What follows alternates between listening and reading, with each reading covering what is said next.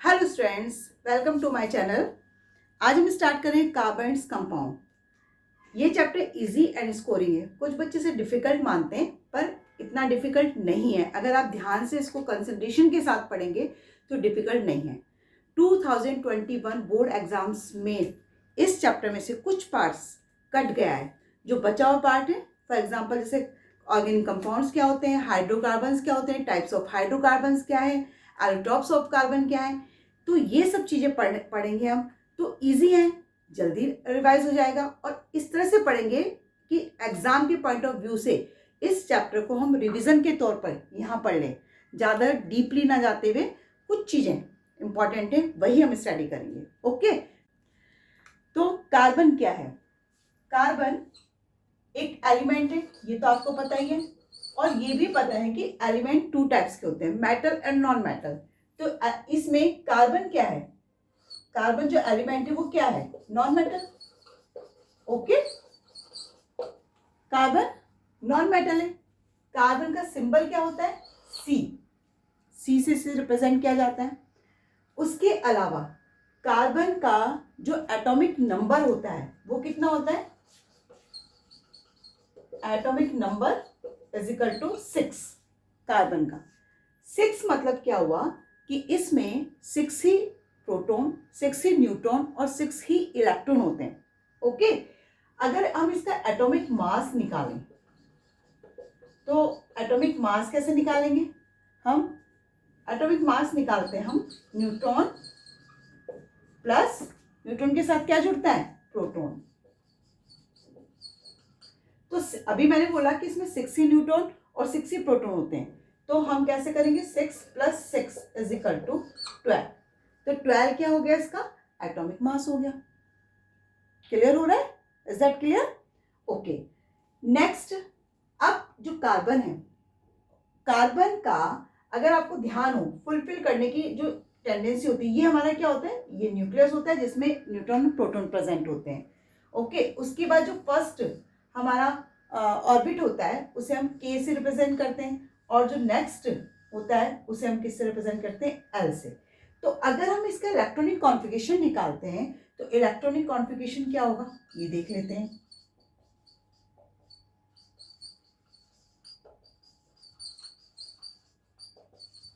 Electronic configuration क्या होगा इसका? के शेल में इसके 2 इलेक्ट्रॉन्स आएंगे, क्योंकि इसकी टेंडेंसी होती है के शेल की कि 2 ही इलेक्ट्रॉन रखता है।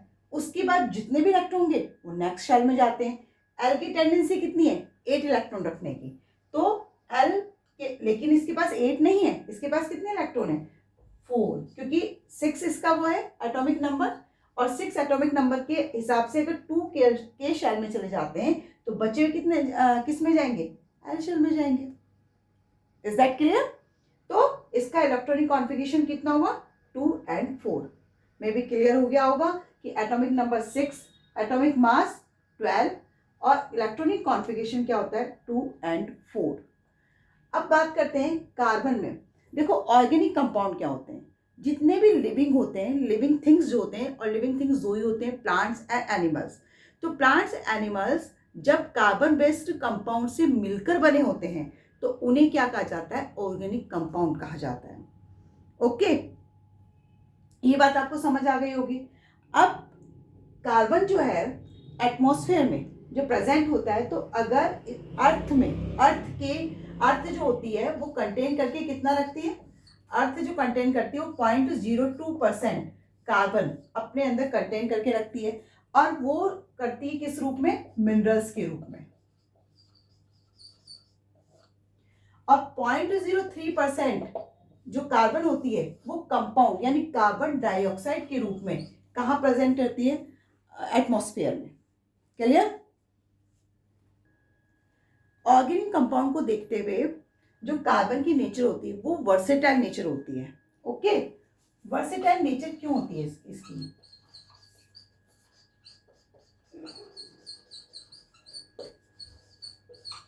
एक्चुअली क्वेश्चन बोर्ड में पूछा जाता है कि कार्बन की वर्सेटाइल नेचर क्यों होती है। तो रीजन क्या है? देखो, ये जो कार्बन का जो टेंडेंसी है वो ह्यूज नंबर ऑफ कंपाउंड बनाता है।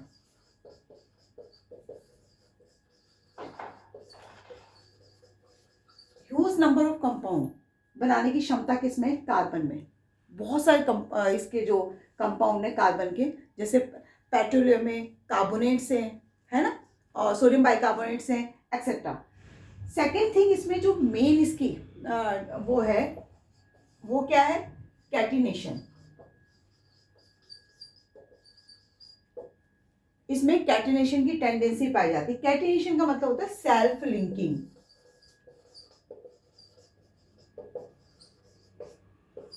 सेल्फ लिंकिंग यानी कार्बन जो होता है वो अपने ही कार्बन से कनेक्ट कर लेता है और कनेक्ट करके एक लंबी चैन बना लेता है। देखिए इस तरह से बना लेता है। ओके, इसे कहा जाता है सेल्फ लिंकिंग, और ये क्या कहलाता है, कैटिनेशन प्रोसेस कहलाता है। ओके, कार्बन का वर्सेटाइल नेचर होता है। रीजन के साथ पूछा जा सकता है कि कार्बन का वर्सेटाइल नेचर क्यों होता है। जनरली क्वेश्चन जो केमिस्ट्री में आते हैं वो गिव रीजन वाले ही आते हैं मोस्टली। तो वर्सेटाइल नेचर क्यों होता है कि एक तो कार्बन की टेंडेंसी क्या है कि ये ह्यूज नंबर ऑफ कंपाउंड बनाता है।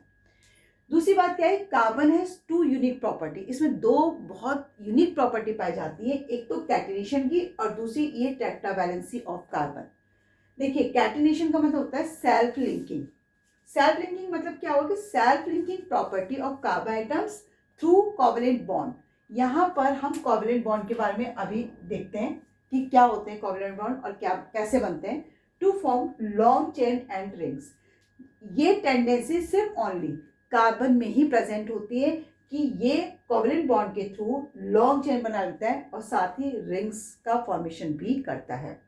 Second, tetravalency. अभी मैंने आपको एक चीज बताई थी कि K और L ये हमारे क्या है, ऑर्बिट्स हैं, और इनमें 2 और 4 इलेक्ट्रॉन जाते हैं। ये मैं अभी थोड़ी देर पहले हम एक्सप्लेन कर चुके हैं। तो K में 2 इलेक्ट्रॉन्स और L में 4 इलेक्ट्रॉन्स। तो देखो यहाँ पर मैंने क्या बताया आपको कि 1 carbon atom require 4 electron to achieve the 8 electron, क्योंकि इसमें जो इसका आउटर मोस्ट शेल होती है उसमें ये कोशिश ये करता है कि 8 इलेक्ट्रॉन्स हो जाएं, और 8 इलेक्ट्रॉन्स करने के लिए ये या तो 4 इलेक्ट्रॉन लेगा या 4 इलेक्ट्रॉन देगा। अब इतनी एनर्जी इसके पास नहीं होती है कि ये इलेक्ट्रॉन्स को या तो रिमूव कर सके या गेन कर सके। तो इसलिए ये क्या करता है, ये अपनी कोवलेंट बॉन्ड यानी कि बॉन्डिंग कर लेता है शेयर ऑफ इलेक्ट्रॉन के थ्रू। तो शेयरिंग ऑफ इलेक्ट्रॉन जब भी करता है तो 8 इलेक्ट्रॉन को अचीव कर लेता है, यानी कहाँ पहुंच जाता है ये, inert gas structure. Okay, inert gas structure के पास पहुंचने के कारण चूंकि इसने 4 इलेक्ट्रॉन्स की शेयरिंग करी है, इसीलिए इसको क्या कहा जाता है, टेट्रावैलेंट कहा जाता है। टेट्रावैलेंट यानी टेट्रा मींस 4। ओके, तो इस आधार पर जो इसकी वैलेंसी होगी, कार्बन की जो वैलेंसी होती है वो कितनी होगी, वैलेंसी होगी 4। और अगर आपसे पूछा जाए कि इसकी वैलेंस इलेक्ट्रॉन कितने होंगे, तो वैलेंस इलेक्ट्रॉन वो होते हैं जो आउटर मोस्ट शेल में प्रेजेंट होते हैं। तो आउटर मोस्ट शेल में इसके कितने इलेक्ट्रॉन प्रेजेंट है, 4 इलेक्ट्रॉन प्रेजेंट है। तो इसका जो वैलेंस इलेक्ट्रॉन होगा वो भी कितना होगा, 4 होगा। समझ आया। और अभी मैंने बात करी कोवलेंट बॉन्ड क्या होता है। तो कोवलेंट बॉन्ड का मतलब जो इलेक्ट्रॉन की शेयरिंग कर रहा है उसे हम कोवलेंट बॉन्ड कहते हैं। जैसे कार्बन है, कार्बन क्या कर रहा है, अगर दूसरे कार्बन के साथ शेयरिंग कर रहा है तो ये भी एक कोवलेंट बॉन्ड बन रहा है, क्लियर। और अगर इसने हाइड्रोजन के साथ शेयरिंग करी है, ये हाइड्रोजन यहाँ पर देखिए लिख दिया हमने, तो ये भी क्या कर रहा है, हाइड्रोजन के साथ शेयरिंग कर रहा है। तो नेचुरल है कि ये भी एक कोवलेंट बॉन्ड है, ये कोवलेंट बॉन्ड है, क्लियर। तो इसकी टेंडेंसी क्या है कार्बन की, कि ये सिर्फ क्या करता है, कोवलेंट बॉन्ड बनाता है, यानी कि इलेक्ट्रॉन की शेयरिंग करता है।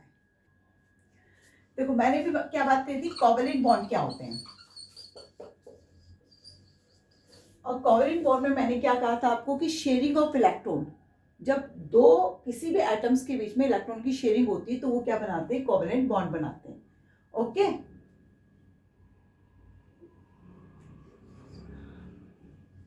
कोवलेंट बॉन्ड बनाते हैं, क्लियर। अब कोवलेंट बॉन्ड क्या किस टाइप के हो सकते हैं, सिंगल बॉन्ड भी हो सकते हैं, है ना, डबल बॉन्ड और ट्रिपल बॉन्ड।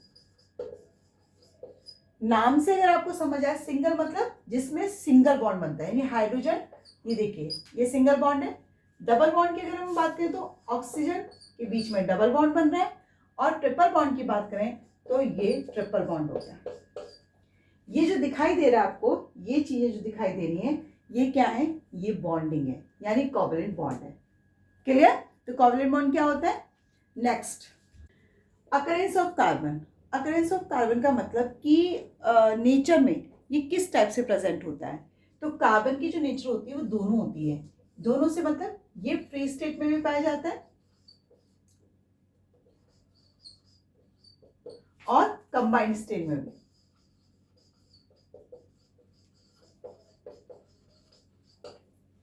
समझ आया?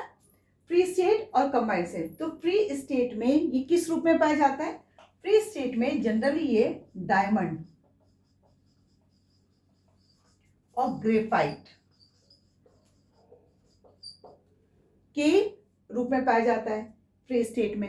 अगर हम कंबाइंड स्टेट की बात करें तो कंबाइंड स्टेट में कार्बोनेट्स के रूप में पाया जाता है, सोडियम बाइकार्बोनेट्स के रूप में पाया जाता है, कार्बन डाइऑक्साइड के रूप में, फ्यूल के रूप में जैसे कोल हो गया, पेट्रोलियम एक्सेट्रा, इन रूप में कंबाइंड स्टेट के रूप में पाया जाता है। ओके, तो अभी हम फ्री स्टेट की बात करें तो डायमंड एंड ग्रेफाइट के अलावा एक होता है बकमिंस्टर फुलरेंस, जो भी रिसेंटली ही डिस्कवर किया गया है। जनरली उसकी अभी स्टडी चल रही है, इतना ज़्यादा अभी नहीं आया है कि क्या उसमें आगे है, क्या फर्दर स्टडी है, तो अभी चल रही है उसमें स्टडी। तो डायमंड एंड ग्रेफाइट की स्टडी अभी हम करेंगे। Allotropes of carbon. Allotropes of carbon में एलोट्रोप्स मतलब टाइप समझ लीजिए एक प्रकार के। तो वो कितने हैं? जनरली 3 टाइप्स के हैं। एक तो है डायमंड और दूसरा है ग्रेफाइट। अच्छा, डायमंड एंड ग्रेफाइट की स्टडी अभी हुई है। अभी मैं थोड़ी देर पहले आपको बताया था कि तीसरा एलोट्रोप्स जो बकमिंस्टर फुलरेंस के रूप में है, उसकी अभी फर्दर स्टडी चल रही है उसके बारे में, क्योंकि रिसेंटली अभी डिस्कवर किया गया है ना। तो तीसरा एलोट्रोप हमारा क्या है? देखिए, फर्स्ट ये हो गया, सेकंड और थर्ड एलोट्रोप कौन सा हो गया? बकमिंस्टर फुलरेंस।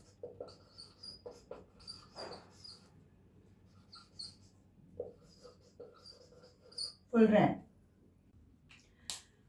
डायमंड एंड ग्रेफाइट जो एलोट्रोप्स है, इनकी स्टडी हम है ना डिफरेंस बिटवीन के आधार पे कर लेते हैं। तो diamond it is a hardest substance,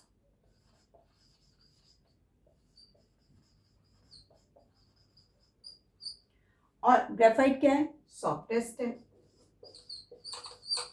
soft and slippery.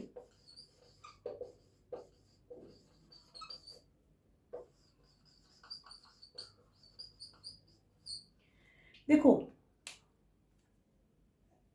Hardest है। हार्डेस्ट क्यों है? क्योंकि इसके जो कार्बन एटम्स होते हैं उनके बीच में जो वंडरवॉल फोर्स होता है वो मैक्सिमम होता है। ओके, बहुत ही टाइटली पैक्ड होते हैं, तो इसलिए ये हार्डेस्ट सब्सटेंस होता है, जबकि ये सॉफ्ट एंड स्लिपरी होता है। सेकंड, इसकी जो स्ट्रक्चर होती है, मतलब स्ट्रक्चर का एक टाइप होता है ना।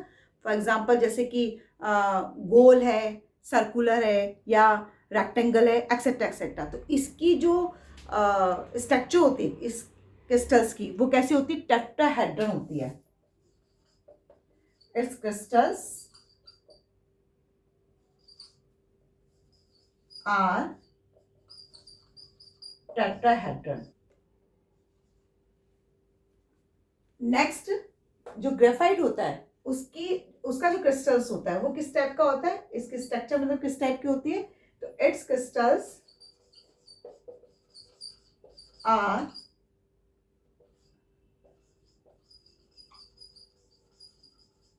हेक्सागोनल। हेक्सागोनल टाइप की स्ट्रक्चर होती है। अभी हम दोनों की स्ट्रक्चर अभी मैं फॉर्मेशन करके बताती हूँ किस टाइप की होती है। ठीक है। Third point, it's does not conduct electricity. It does not conduct electricity.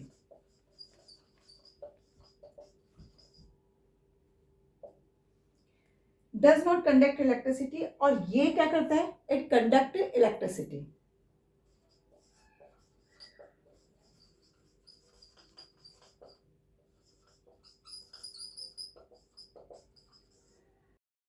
Reason क्या है? It does not conduct electricity, तो रीजन क्या है? और मैंने आपको बताया कि केमिस्ट्री में जनरली रीजन वाले क्वेश्चंस ज्यादा पूछे जाते हैं। तो ये कंडक्ट क्यों नहीं कर पाता इलेक्ट्रिसिटी को? Because there are no free electron, इसके पास कोई फ्री इलेक्ट्रॉन होता ही नहीं है।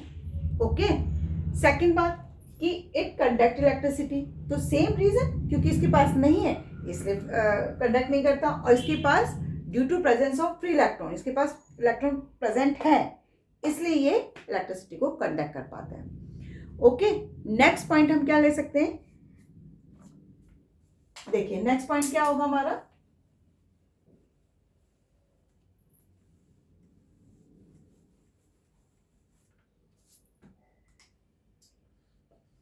फिफ्थ पॉइंट ये है कि जो इसका क्रिस्टल होता है वो कैसा होता है? ट्रांसपेरेंट होता है, ट्रांसपेरेंट और कलरलेस। तो it's colourless and transparent. It is colourless and transparent. ये कलरलेस होता है, तो ये कौन से कलर का होता है? ग्रेफाइट आपने सबने देखा हुआ है ना, जो पेंसिल लेड में यूज किया जाता है उसे ग्रेफाइट कहते हैं। तो ये क्या होता है? It is black. और ये ट्रांसपेरेंट है, तो ये क्या होगा? And opaque. Clear? Okay, next, इसका जो एक कार्बन एटम होता है, डायमंड का एक carbon atom other 4 carbon atom से क्या होता है? अटैच रहता है। ईच कार्बन एटम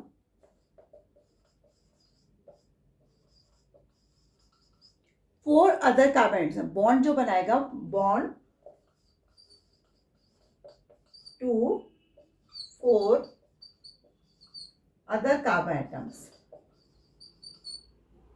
अभी हम इसकी स्ट्रक्चर देखेंगे तो आपको ये समझ आएगा कि कैसे एक कार्बन एटम 4 कार्बन एटम से क्या रहता है? ज्वाइंट रहता है। जबकि ये वाला यानी ग्रेफाइट की जो स्ट्रक्चर होती है, ईच कार्बन एटम्स बॉन्ड्स बनाते अदर 3 कार्बन एटम्स के थ्रू। यानी सॉरी 5 पॉइंट था, ये 6 पॉइंट है। पॉइंट्स तो फिर भी आप देख लेना किस टाइप से हैं, कुछ एक आध रॉन्ग हो गया हो तो नंबर डालने में। Each carbon atoms bond to 3 other carbon atom. समझ आया? अब इसकी स्ट्रक्चर हम देखते हैं। देखो, आपको इस स्ट्रक्चर से ज्यादा समझ में आएगा कैसे होता है। ये मैं यहाँ पर रफ कर रही हूँ, ध्यान रखना है। डायमंड की बात कर रहे हैं और इधर ग्रेफाइट की बात करेंगे। ईच कार्बन एटम, देखो एक कार्बन एटम ये है, ठीक है। अब इसकी आप ये 4 अदर कार्बन एटम से बॉन्ड बना रहा है, तो एक कार्बन एटम इधर हो गया, एक ये हो गया, एक ये हो गया, एक ये हो गया, यानी 1 ये 2 3 और ये 4। अब ये कार्बन एटम है, ये है और ये है, ये कार्बन अगेन फिर 3 से हो जाएगा। तो देखो ये 3 और ये 4। क्लियर? इससे पहले हमने स्ट्रक्चर की बात की थी कि इसकी जो स्ट्रक्चर होती है वो टेट्राहेड्रन होती है, तो टेट्राहेड्रन हो गई, देखिए, है ना। अभी अगेन फिर बनाएगा ये कार्बन एटम, ये फिर ज्वाइन होगा।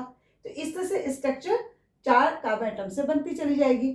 हमने ये भी बात कही थी कि ये कंडक्ट करता है इलेक्ट्रिसिटी को, और सॉरी डायमंड कंडक्ट नहीं करता इलेक्ट्रिसिटी को। तो डायमंड कंडक्ट क्यों नहीं करता था? तो मैंने आपको ये बताया था कि उसके पास कोई फ्री इलेक्ट्रॉन ही नहीं होता। तो फ्री इलेक्ट्रॉन कहाँ है? कार्बन जो वैलेंसी होती है वो क्या होती है? टेट्रावैलेंट होता है। और टेट्रावैलेंट का मतलब क्या हुआ कि 1 2 3 4 तो चारों तरफ से बॉन्डिंग कर रखी है इसने, तो इसके पास फ्री इलेक्ट्रॉन है कहाँ? अब बात करें इसकी, तो इसकी जो स्ट्रक्चर होती है वो कैसी होती है? देखिए, एक कार्बन ये है, एक कार्बन ये है और एक कार्बन ये है। तो 3 कार्बन है और एक तरफ तो ये फ्री बैठा हुआ है। तो जो फ्री है इसका, है ना, वो क्या कर रहा है? वो जो फ्री अगर जो तीसरा चौथा जो इसका कार्बन एटम है वो फ्री होता है, और फ्री होने के कारण ये क्या करता है? ये कंडक्ट करता है इलेक्ट्रिसिटी को। ओके, और इसकी जो स्ट्रक्चर होती है, अब देखिए नेक्स्ट, अब ये ज्वाइंट होगा इधर, ये ज्वाइंट हो, इसकी स्ट्रक्चर मैंने क्या कहा था? हेक्सागोनल होती है। और ये देखो ये इधर ज्वाइंट होगा, ये देखिए इस तरह से। ओके, अब ये यहां पर इस तरह ज्वाइंट हो जाएगा। इसकी जो स्ट्रक्चर है ग्रेफाइट की, आप ऐसे भी मान सकते हैं जैसे सैंडविच नहीं होता, एक ब्रेड और दूसरी ब्रेड, दोनों ब्रेड ऐसी होती है, उनके बीच में क्या भरा रहता है, मेटेरियल भरा रहता है भाई। तो उन दोनों को आप ऐसे ज्वाइन कर देते हो तो बीच में गैप तो आ गया ना एक ब्रेड और दूसरी ब्रेड के बीच में। तो सेम अदर स्ट्रक्चर अगर यहाँ पर स्टार्ट होगी, है ना, और इसीलिए इसको क्या कहा जाता है, हेक्सागोनल कहा जाता है। और चूंकि एक फ्री इलेक्ट्रॉन होने के कारण ये कंडक्ट करता है इलेक्ट्रिसिटी। क्लियर। डायमंड का मेल्टिंग पॉइंट भी बहुत हाई होता है। अब फिर अगेन रीजन आता है कि इसका जो मेल्टिंग पॉइंट है वो हाई क्यों है, तो आपका आंसर क्या होगा, क्योंकि कार्बन एटम्स के बीच में जो बॉन्डिंग होती है वो क्या होती है, बहुत इतनी हाई होती है कि उसको इजीली ब्रेक डाउन करना बहुत ही मुश्किल होता है, और इसीलिए इसका मेल्टिंग पॉइंट हाई होता है। जबकि इसका क्या होगा, सॉफ्ट है तो नेचुरली कि इसके अकॉर्डिंग तो कम ही होगा। ओके, अच्छा अब अगर हम इनकी यूजेस की बात करें तो डायमंड, आपको ये तो पता है कि डायमंड है तो भाई ज्वेलरी के काम आएगा, है ना, अपने अट्रैक्शन बढ़ाता है ना, ये ज्वेलरी के रूप में यूज किया जाता है। दूसरा, इसकी शार्प एजेस के कारण इसको ना जो डॉक्टर्स होते हैं वो टूल्स के रूप में भी यूज करते हैं। टूल्स के रूप में कैसे, जो आई होती है उसमें कैटरेक्ट हो जाता है। कैटरेक्ट मतलब क्या होता है, कैटरेक्ट मतलब होता है जैसे आंखों में एक ट्रांसपेरेंट लेयर आ जाती है, आपने पढ़ा है आई वाले चैप्टर में पढ़ा होगा, ध्यान अगर थोड़ा सा हो तो कैटरेक्ट मतलब आई के ऊपर एक पतली सी लेयर हो जाती है, उसको रिमूव करना, है ना, उस टूल के रूप में इसका यूज किया जाता है। किसका, इसका। इसके अलावा इसको ग्लास कटर के रूप में भी यूज किया जाता है डायमंड को। अगर हम ग्रेफाइट की बात करें तो ग्रेफाइट तो ब्लैक है ना और सॉफ्ट है, तो इसको पेंसिल लीड के रूप में यूज किया जाता है ना, पेंसिल की जो लीड होती है उसमें ग्रेफाइट होता है। सेकंड, जो इलेक्ट्रोड्स होते हैं, ग्रेफाइट को इलेक्ट्रोड्स के रूप में भी यूज किया जाता है। और इसके अलावा लुब्रिकेंट्स जो मशीन होती हैं उनमें अगर आपने देखा हो स्लिपरी होता है ये, है ना, तो लुब्रिकेंट्स के रूप में, ताकि मशीनें स्मूथली चल सकें, इसलिए उनमें भी इसका यूज किया जाता है। ओके, इस वीडियो को हम यहीं एंड करते हैं क्योंकि ज़्यादा लंबी हो जाएगी तो पढ़ने में आपको थोड़ा सा बोर महसूस होगा, और इससे आगे का पोर्शन हम पार्ट नंबर 2 में डालती हूँ, उसको जल्दी अपलोड करूँगी। और इसमें कोई भी डाउट होता है तो आप कमेंट बॉक्स में डालकर मुझसे पूछ सकते हैं। साथ ही लाइक एंड सब्सक्राइब करना ना भूलें।